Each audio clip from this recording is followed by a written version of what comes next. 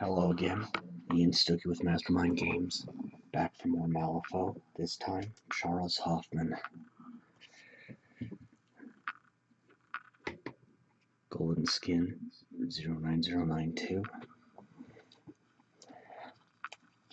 Now, Hoffman came over to Malifaux with his brother Ryle, the latter of whom was horribly mangled when he crossed the threshold.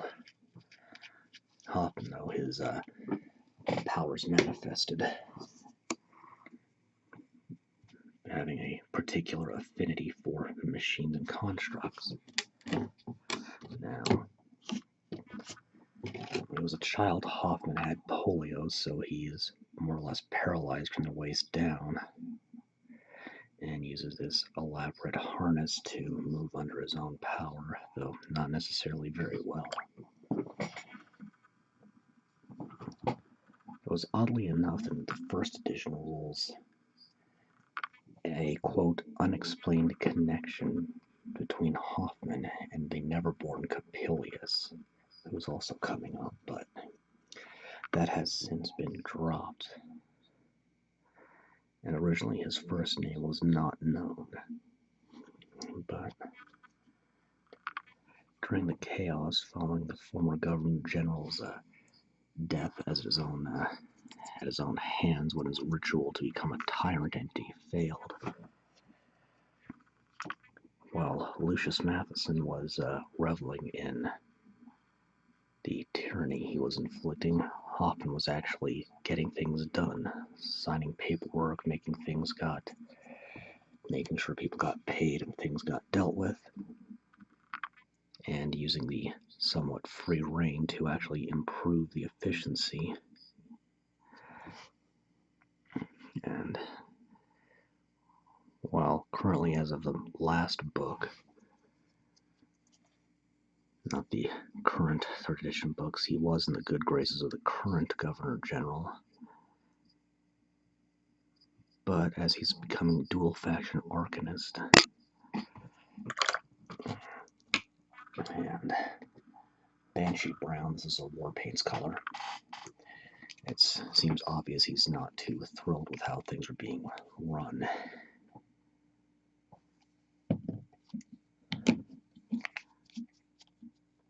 But before the guild recruited him, Victor Ramos, the Arcanists, got to him and at least had a discussion, managed to keep Ryle kind of alive. And this is really thin. Let's try mixing it up a little more. So Hoffman had a connection to the Arcanists through that loose relationship, and now it looks like it's going to be a more official faction-wise. Previous editions allowed him to take some Arcanist constructs in addition to guild constructs, as is his forte.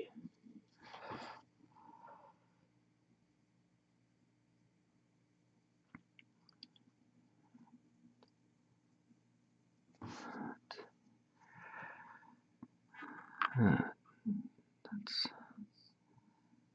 just about all I'm going to say on him for now. There is more on the character, but I'd rather say that for another video.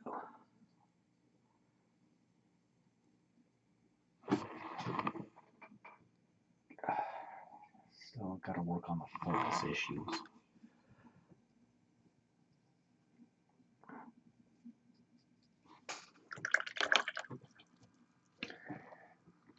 And Leather White 09062.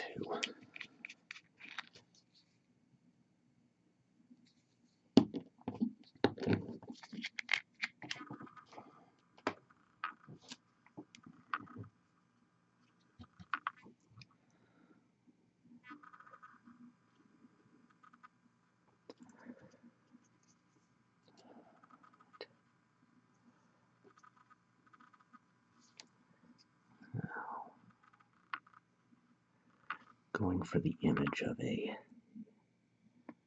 scientist here with the coloration.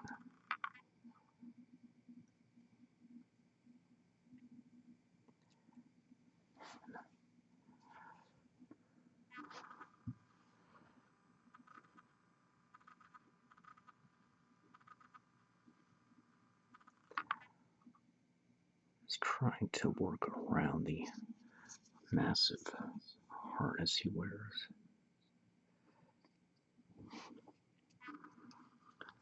So,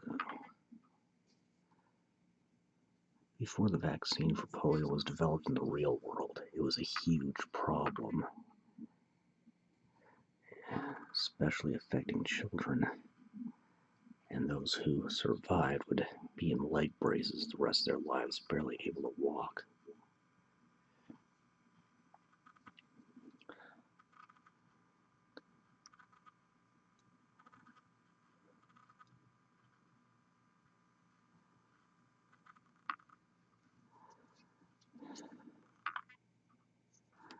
Okay, a little more khaki.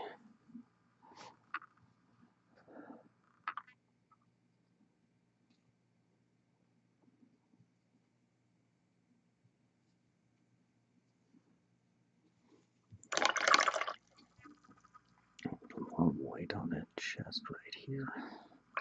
Let that dry. That bit is fighting me. Let that dry. Move on in a bit. Next, oiled leather 09110.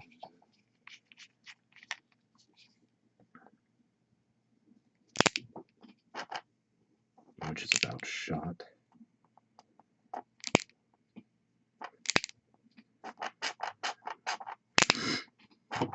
Now that little bit might be enough to do the job. So he does have boots on, and this is one of the oddities on the sculpt is these shells here to brace his legs were actually two separate pieces. I think most companies would have just done that as a solid piece there. Because that also means the brace is touching the ground, not his boot, which to a certain extent makes sense, but also it's just a little odd, I'll say.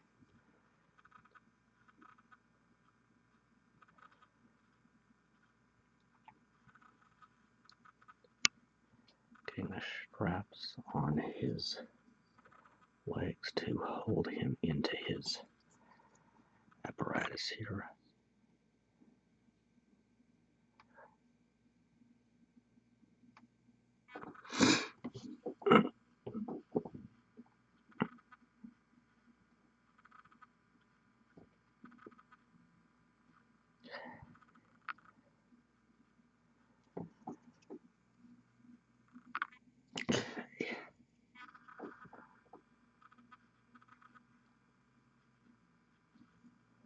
And then standard issue steampunk goggles. I don't know if Hoffman shaves his head or if he's just bald, but it's never really been talked about, and to be fair, not too relevant a detail anyway to his character. Old Bronze 09197. Excuse me, allergies are trying to make one more comeback before the fall.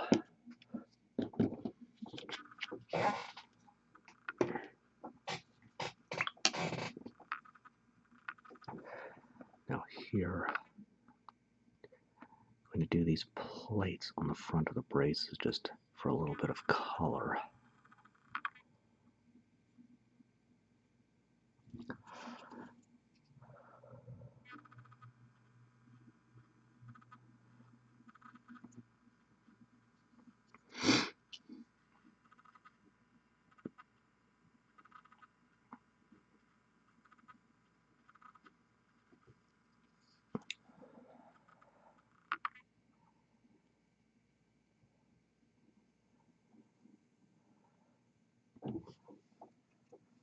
And then this is also going to go on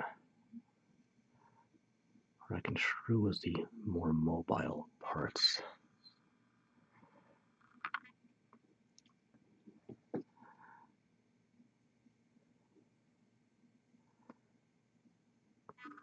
Now, if this looks clunky, it's because it is. This apparatus does allow Hoffman to walk despite his lower body paralysis, just not necessarily very well.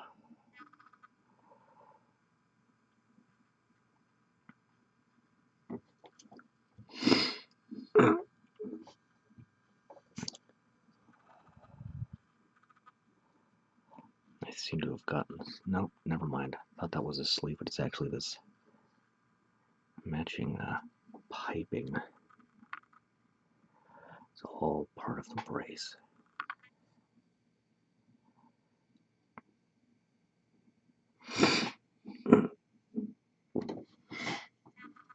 And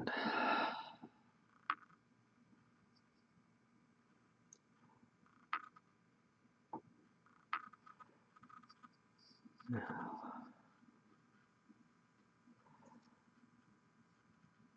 alright, now. Again, I still haven't been able to get my hands on the 3rd edition Malifaux yet outside of the Dead Man's Hand pack. But in 2nd edition, Hoffman could hitch a ride on allied constructs. I think that's what these clamps are for. And then I'll do the joints of the shoulders here. And the elbow.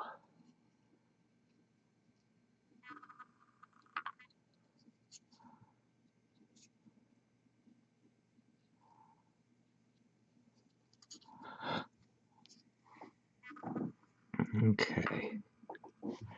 And then, make sure I'm not dropping thousands of frames a second. I'll just do this plate above the hand right here. Well, secondary hand.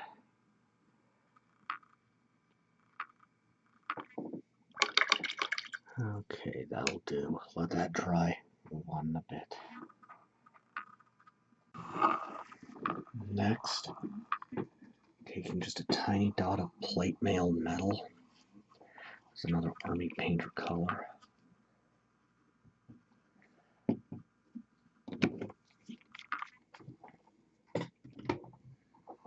Just a little, just a little bit, because this is only going on the lenses of his goggles.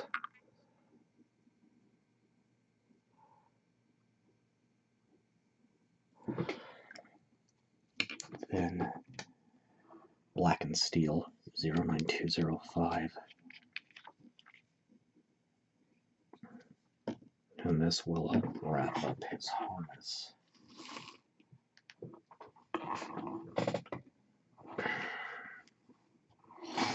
Let's get this to focus better.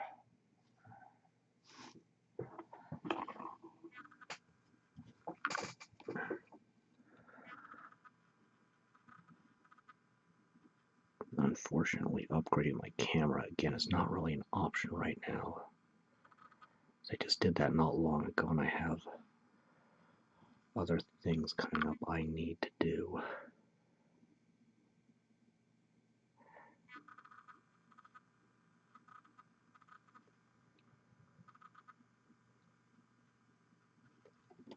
So I could have done the plates on the exterior first, or last, but I wanted to just get out one color at a time.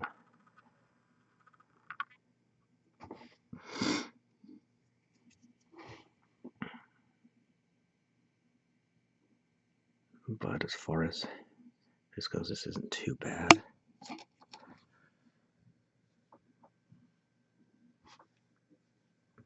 It's using just enough water to keep my brush moist, but not overly wet.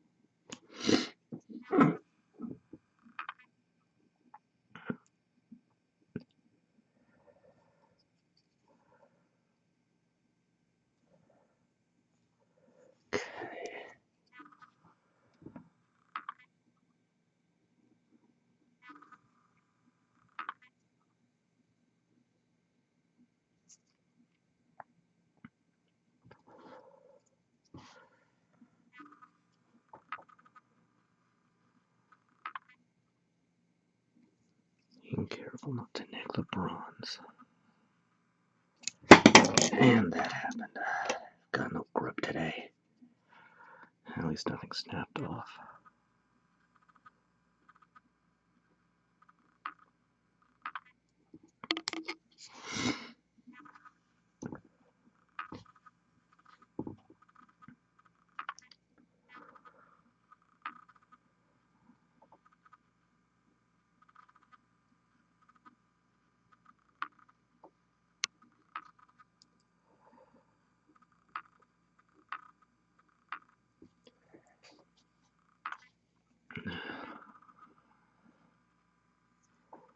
Yeah, my guild is overall turning out fairly dull and almost strictly utilitarian for color schemes, but that works well for them actually.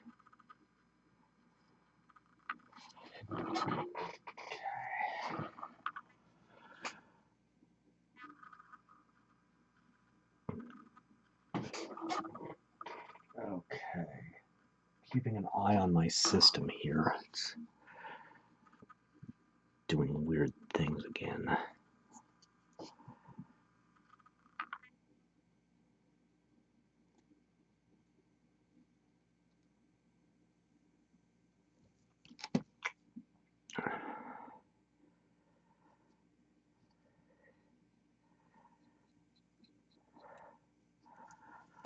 Alright. One last base coat.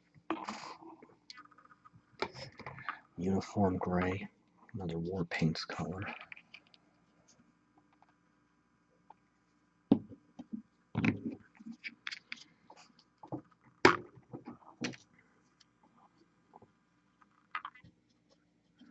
That's just going on the base. This is again this custom sculpting thing I do.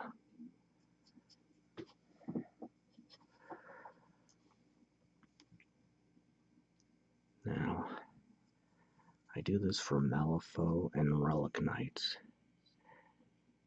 because neither of those games have tab bases, which means that models' feet they're just flat. There's no supporting tab and can go directly to a base. War Machine still has a lot of those, and they're less common in Warhammer 40,000. But the bases on Warhammer 40,000 are also perfectly flat, whereas War Machine, Malifaux, and Relic Knights have a small divot in them. Okay. Once this is dry, I can start shading. Alright, time to shade. Starting with pure black 09205.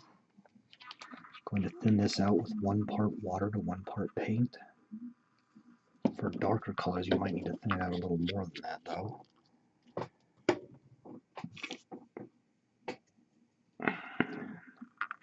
Now this paint is thinned into a wash. I'm just going to dot it. Lenses. And Adamantium black 09124. And I dropped a bunch of frames somewhere along the way. Oh boy. Yeah, my monitor is behind me. This is the only way I can configure this with my condo the way it is. Quite enough room to have all this in front of me.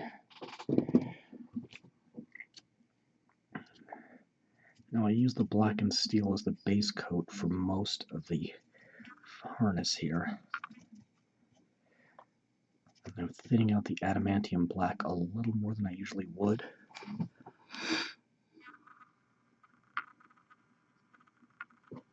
And just get that right over that blackened steel.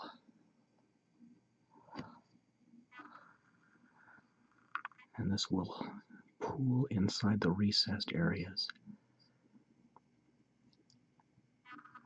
And make those darker. We'll darken the raised areas too a bit, but not too terribly much. At least not if diluted. Right. And then when I highlight, using a dry brushing technique that'll make those raised areas pop. So,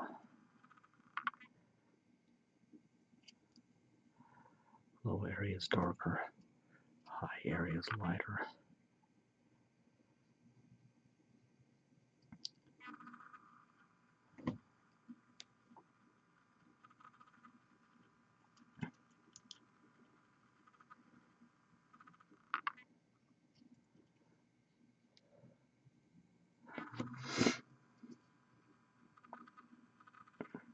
This part's pretty much just a second pelvis for the mechanical leg supports to hitch onto. I'm just doing one leg at a time instead of one facing at a time so I can keep track of what I've done and what I still need to do a little better.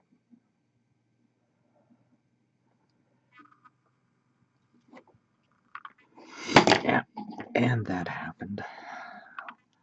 Fortunately, nothing snapped off. Just got no grip lately.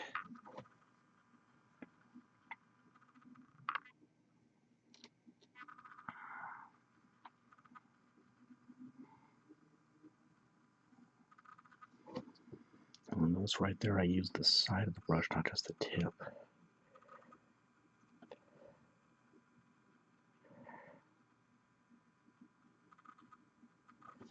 Alright, once that dries, I can move on. Back in a minute.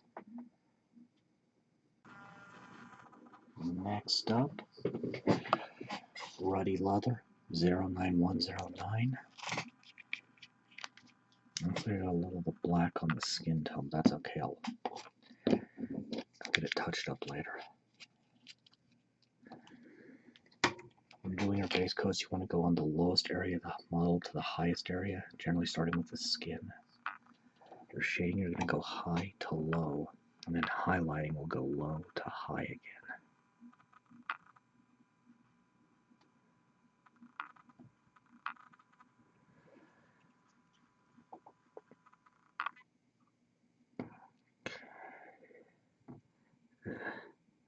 Got a bit on the lens there.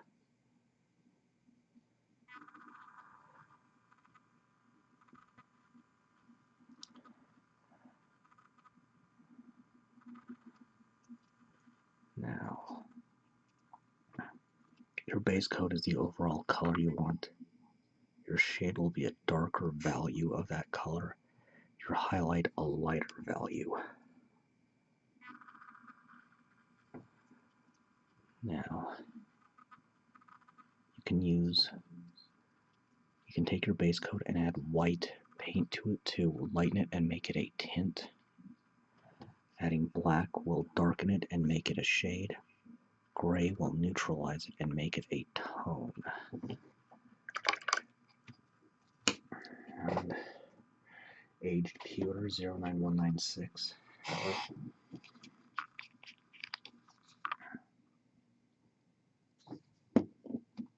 However, when making a shade or a tint, you need to be very careful about how much you use. Just a tiny amount of black is more than enough to darken a color appropriately, while when making a tint, you need a large amount of white and then a small amount of your base color.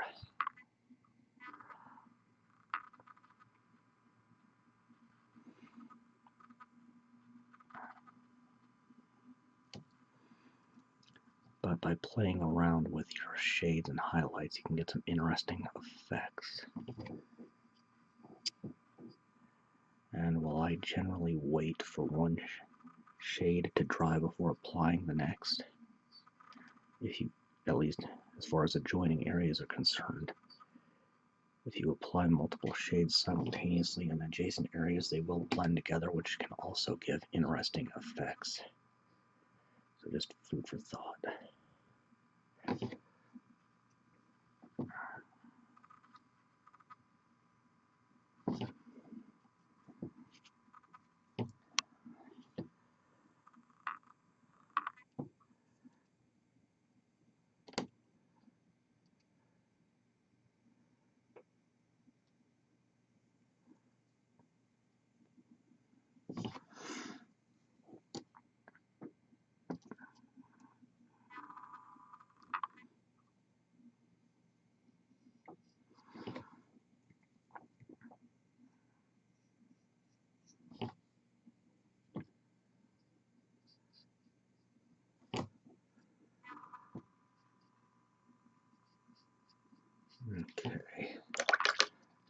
that dry before moving on.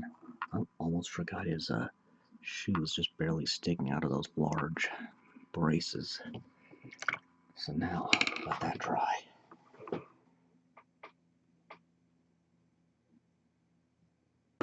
Alright, next up,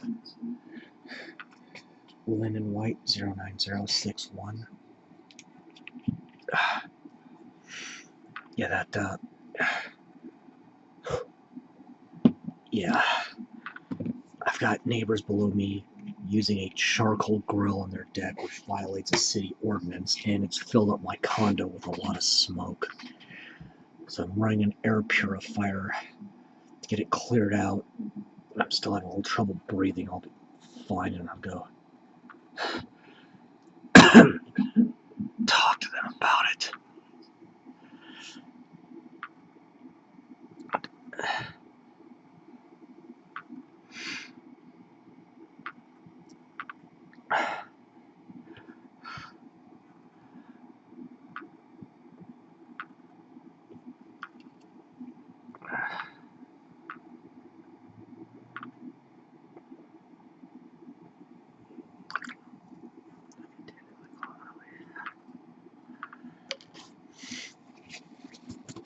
Okay, that gets the white.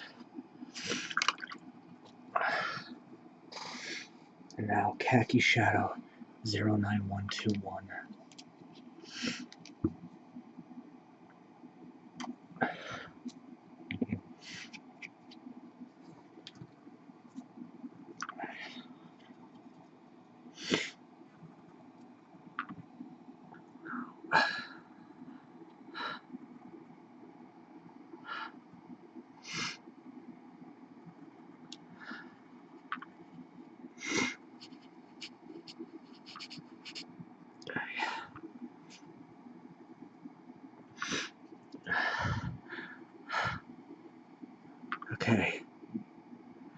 Okay.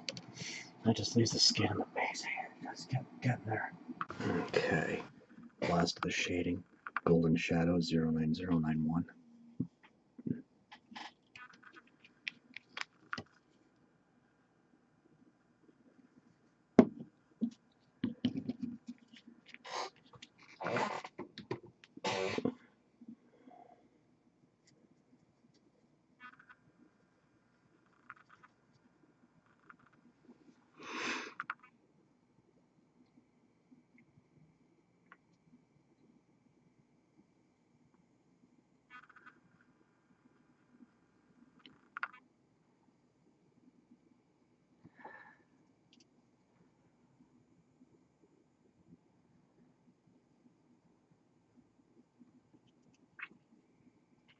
Just getting the skin down there.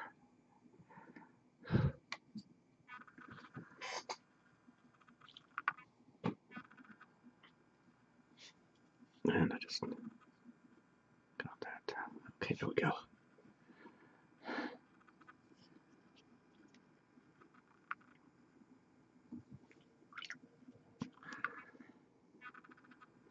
I'm using the brush to kind of blot that out a bit. Okay. And Stormy Gray 09088.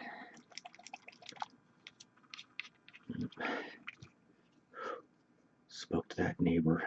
Won't do it again. But still recovering from that carbon monoxide from last night.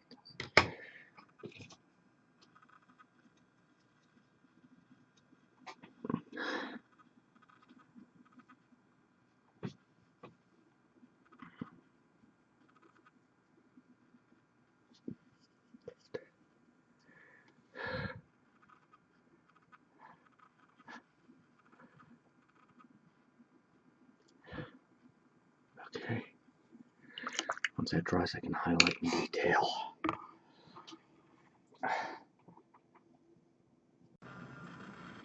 Alright. Everything's shaded now to highlight in detail. Matte white.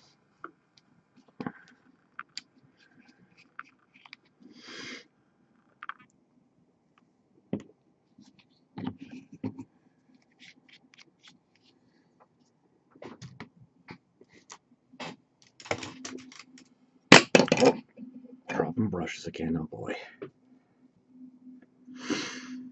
So, carefully filling in the eyes.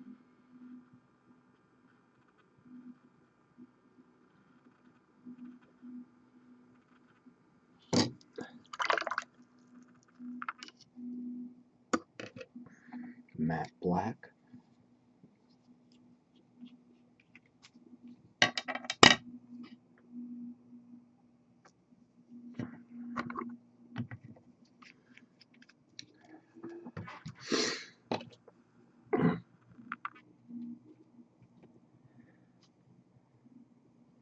And even more carefully, dotting in pupils.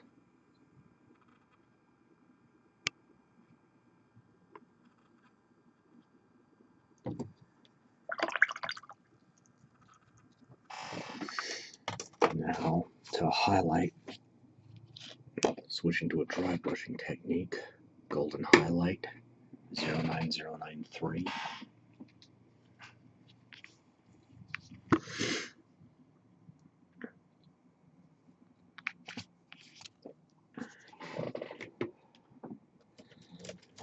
Taking a ragged feathered brush, kind of like this, and your brushes will get like this after a while. It's inevitable, so tools don't last forever. Rubbing most of the paint out on a paper towel.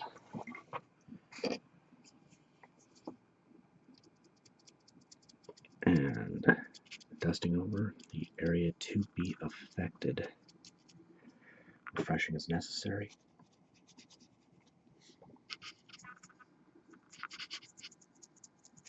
Going against the edges, such as on the knuckles and fingers.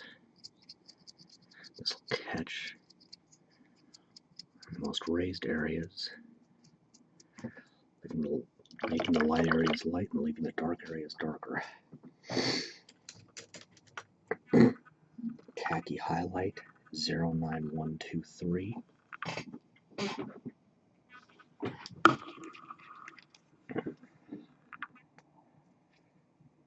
One of these days I'll figure out how to solve this focus thing permanently.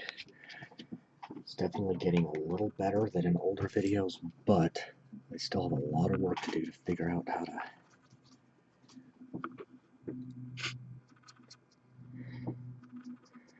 keep it nice and cohesive there. It seems to have the most trouble on the smallest models and the least on larger models. Size probably does have something to do with it, but there's got to be something else I can do. Ghost White 09063. Excuse me. Still dealing with the after effects of all that smoke inhalation from those neighbors the other day. These are the little bits of chaos you get with a condo or apartment style living. You never know who you're going to end up with.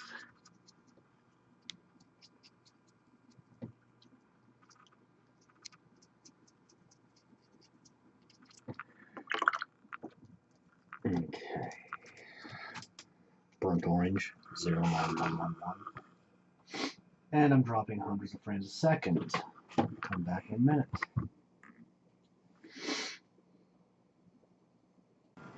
Well, the joys of technical difficulty strike again. Burnt orange, 09111. The more technology advances, and subsequently the more companies skimp on quality control, the more and more I feel the world is turning out, to a certain extent anyway, like that Mel Brooks movie Spaceballs. Specifically, during the climax, when the cancel button for the self-destruct is out of order.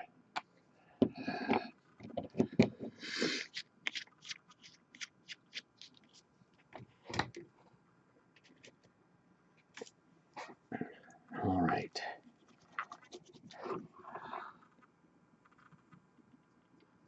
Perhaps the most frustrating thing about that glitch that drops frames in this program is that is how inconsistent it is. It's very random. So Sometimes I can record for 10 minutes at a time with no problem, and then other times I can record only for 2 or 3, or maybe even less than a minute, before I find that every single frame I'm trying to record is dropped. Almost forgot his shoes. Now, True Silver, 092, let's see, yeah, 09207.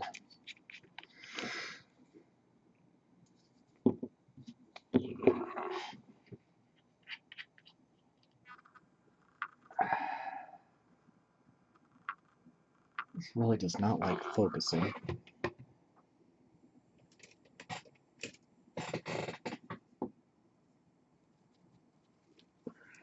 Or maybe it has to do with how fast I'm painting. Not sure, but alright. 09198 Tarnished Brass.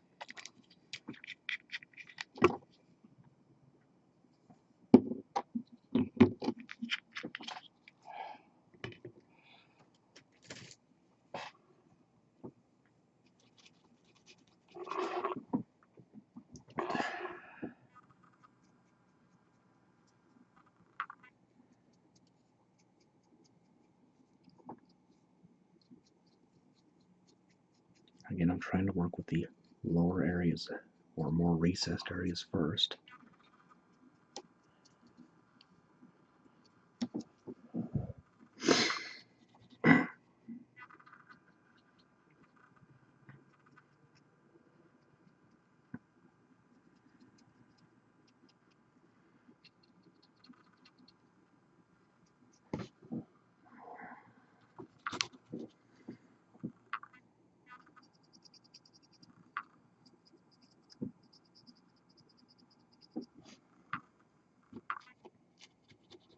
Refreshing the paint as needed.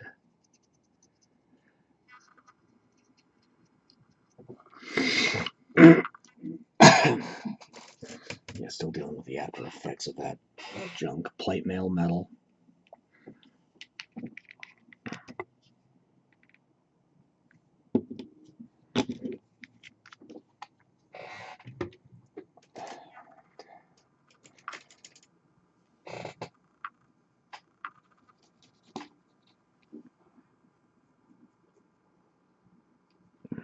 I'm focusing mostly on the most readily visible surfaces. So I'm not spending much attention on the inside of that leg, those legs, or rather the braces, to be a bit more specific.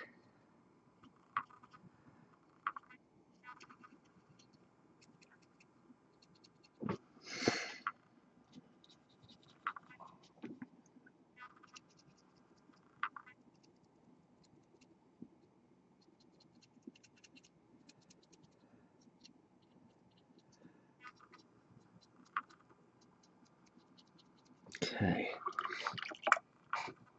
And now all that's left is to take, well, 2 steps. Nope. I'm forgetting the basing again. Misty Gray 09090. So much focus on the model itself, I'm forgetting what the model's standing on. And this is just a quick hand sculpted basing insert I do. So generally, I'll sculpt this before I assemble the model, because this needs 8 hours to dry.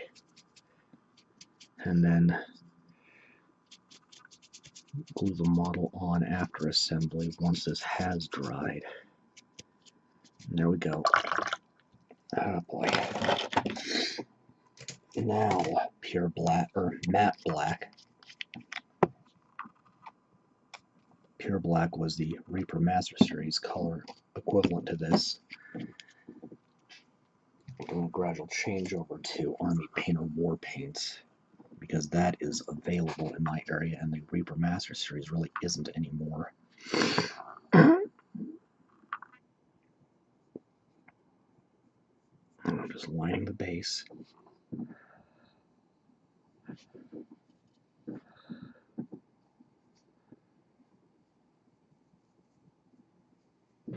Okay.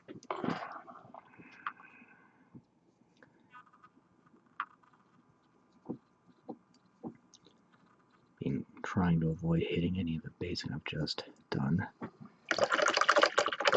And that's it for the painting. All that's left now is to seal them with a matte, with a varnish when dried. I prefer a matte, but also this is an anti-shine, but there are others. So that's Gilded Now Arcanist Master Charles Hoffman. Until next time, I am Ian Stuckey with Mastermind Games, signing out.